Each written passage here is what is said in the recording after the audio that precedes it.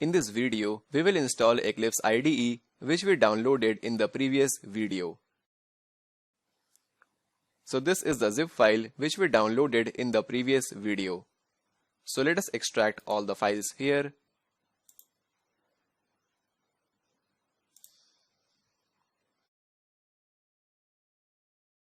This process might take some time.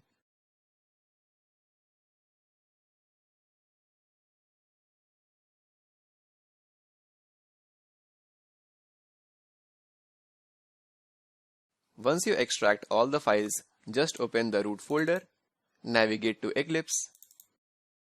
There you will find a exe file. Just double click it.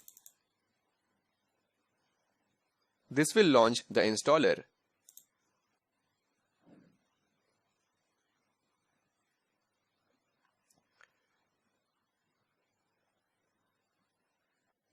So if you are able to see this wizard in front of you, then you have successfully installed Eclipse IDE in your system.